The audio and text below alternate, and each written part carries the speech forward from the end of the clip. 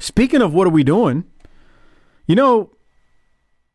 Terrence Taylor is a solid mid-card professional wrestler in WCW with the York Foundation during this time. As I relive this era of WCW, I've come to really appreciate him. The role he plays works here. I think he's repaired that Red Rooster stupidity. Mm-hmm. So let's take one of our mid-card guys who's solid and a part of a very nice faction. The York Foundation was underrated as I watched this back. And let's squash him on TV at a big event, such as our Clash of Champions, against Van Hammer, who's making his debut. And when I say squash, in 1 minute and 7 seconds time, Van Hammer from Bell to Bell defeats Terrence Taylor. What was this bullshit? Okay. So by this point, hair metal is on the way out. That was going to be my question to you. And so he's woefully behind the times. My first note when he came out was, good Lord. It's like a fucking bad Halloween costume, dude. It really is. Like, let's take the jock lineman from the high school college football team and put a guitar on him and see what happens at Halloween. It's so stupid. He's marching.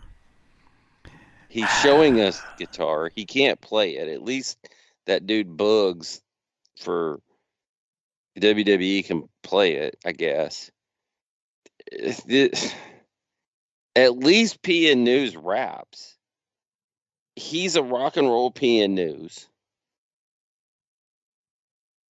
Dude, go ahead. Go ahead and finish. I want you to finish. I'm sorry. Poor Rooster. It takes a lot for me to feel bad for Terry Taylor, man. And I legit feel bad for him after watching this horse shit. This is stupid. This is look, you said at least PN News, what did you say at least PN News does? At least he raps? Yeah. Even though it's bad. Here's the thing about PN News. PN News is at least entertaining. I heard you and Blassie talking. PN News is not over. He's popular. Okay, fine. He's popular. I'll give you that. People aren't happy that he's there. He entertains the people who are there. Okay, and you making my point. That. I'm not saying that everybody's going to be over. Pillman's over. You're making my point. He's entertaining. Yeah, this guy's not entertaining. This is dumb. But Doc, this is September 5th of 1991. How far past hair metal are we at this point? Depends on what part of the country you live in, to be honest. Okay, average. Just give me average. How far in an average part of America? And I know that's hard to say because it just, again, it depends where you're at. Well, let me try this. Okay, go ahead. We are, as of this date, 19 days away from Nirvana releasing Nevermind, which was the album that exploded. 19 days. Yeah. So the era is over. Now, Nirvana may kill it, but it was killing itself before this, too. Yeah. Soundgarden is going to release Bad Motorfinger, which is their breakthrough album, in 1 month and 3 days from this. 1 month and 3 days, Soundgarden. Of which I know about Soundgarden through you. I knew about Nirvana back then in 91. Okay, my point is... Pearl Jams... Oh, go ahead. Continue. Had released their debut album, 10, with all the hits, 9 days before this. Pearl Jam.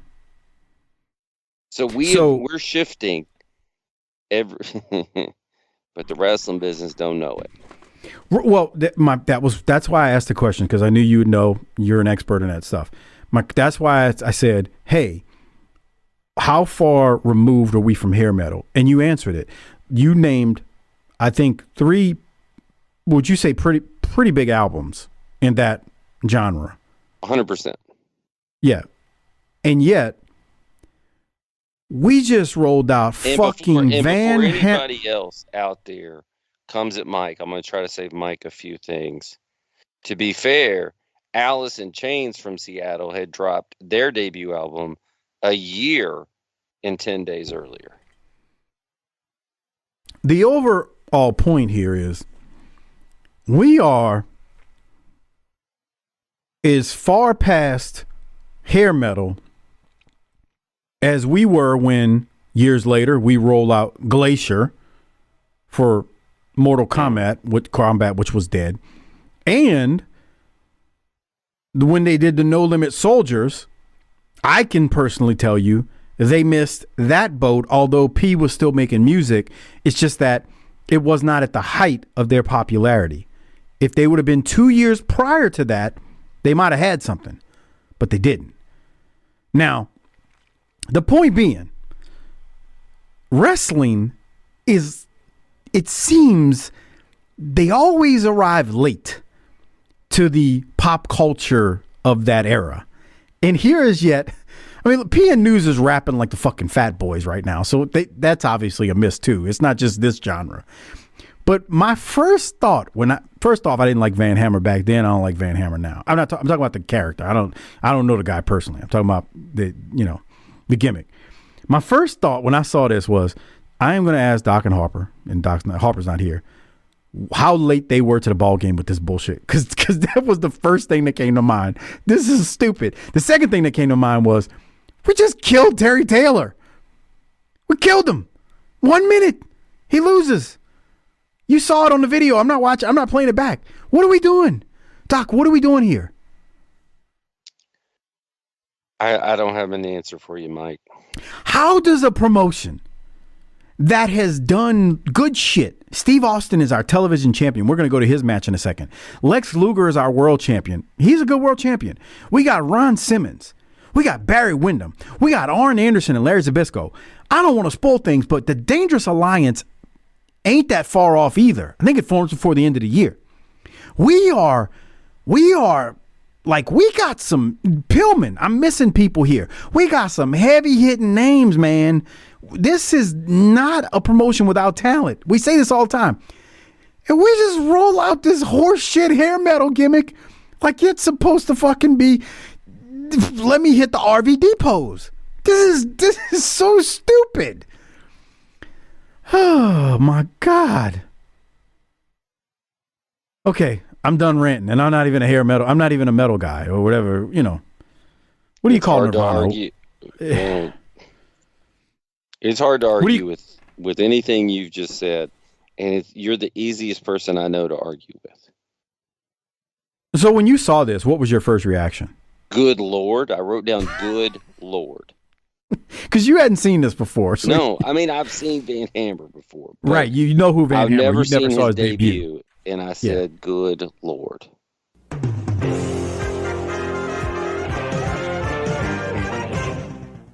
Well, hey, we're in the middle. We're getting towards the end, but it's good that you joined us. So, well, look at Tony's hair; it looks good, huh? Hey, we just had the heavy metal Van Hammer. Wait, debut. Look, it's probably someone's thinking, "Hey, what's the big rock band?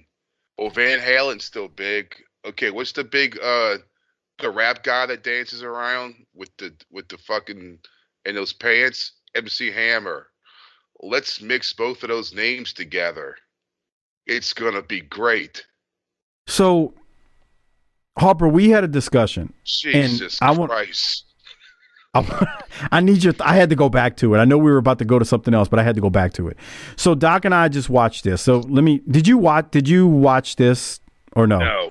This guy's a roadie for Bang Tango. So, let me tell you what happens. He debuts and he beats Terrence Taylor in a minute, okay? So they squash one of their mid-card talents. But the question I asked Doc about Van Hammer, and I want your answer. Doc gave me a thorough answer with this. So how far away are we from the actual hair metal band era at this point? And Doc gave me specifics on what bands actually came out during this time, like Nirvana and stuff. But in your opinion, how late are they to this whole hair metal gimmick right here? What year was this? 91? This is September 5th of 91. I mean, once Nirvana came out, like that's when that shit really started to fucking recede. But I mean, But did it die before that? It. This was at this time that shit was like territory wrestling in like 1984. It's like analogy. It's like technically still there, but right. It's on its way out. That's what the hair of like a metal shit was at this time, where it's still alive, but it's only a matter of time before this shit's fucking dissolved away. So, Doc, do you want to tell Harper? I don't know if you've got it up in front of you. You already closed it out. So roughly what we decided is that Nirvana's Nevermind came out 3 weeks after this. Okay. Soundgarden's Bad Motorfinger came out a month after this. And Pearl Jam's record had been out for a month. And Alice in Chains' first record had been out a year. But like if you look at like 1991, if you look at Poison and Warrant, that was the last breath of air as them as being 100%. Right, to where they still had, I don't know if there's still platinum albums, but they were still going at least gold, and they were still selling out, respectable buildings. But I mean, put it this way, by 1992, fuck, bye. Deuces. Yeah, I mean, and that's the thing. We're in 91, but this is September of 91. Yeah. Like we're in late 91. This was an ill-timed gimmick, no matter how you look at it. They should have had this. If they would have had this in like 1988. There you go. You could have really pulled this shit. Because that's when Poison was with the, fucking every.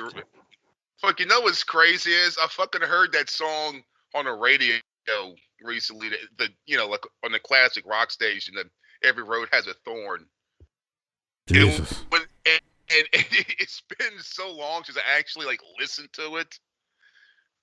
And it's thinking that, just think how many motherfuckers back then with some kid in middle school or high school or some chick named Becky is listening to that song because some dipshit won't, stop returning her fucking phone calls.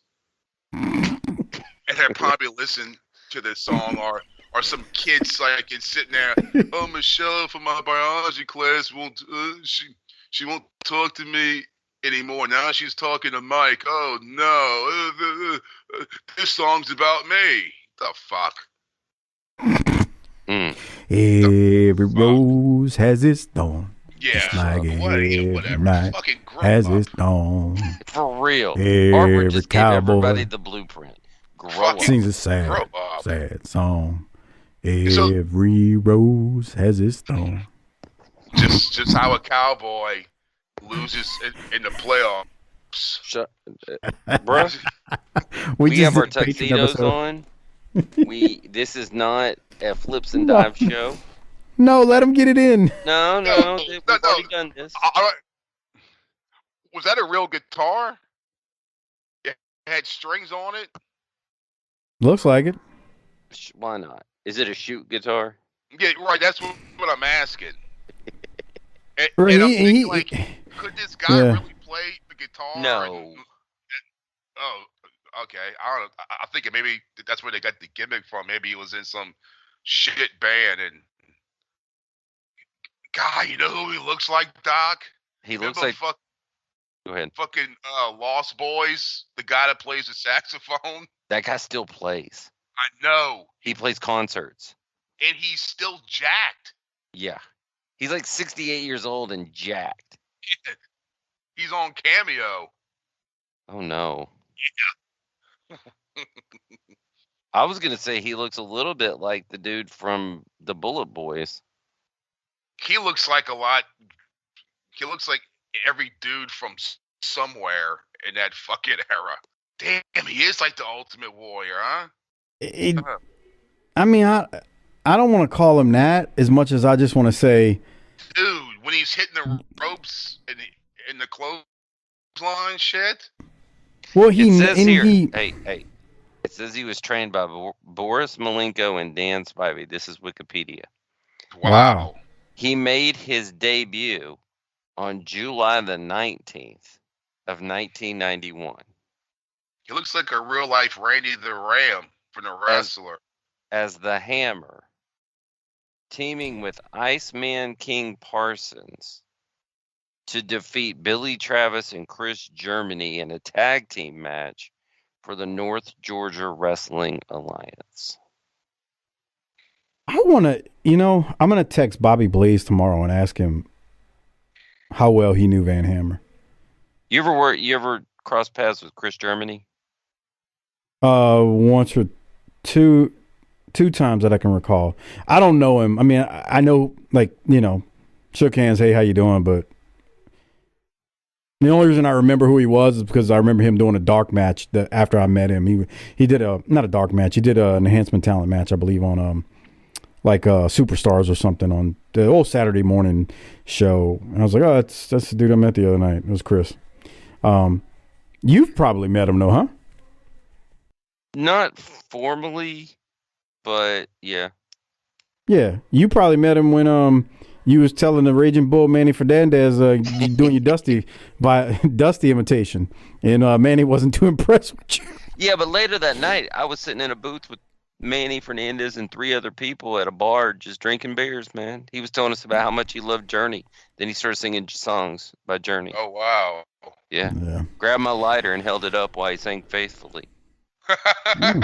That's a real thing that happened.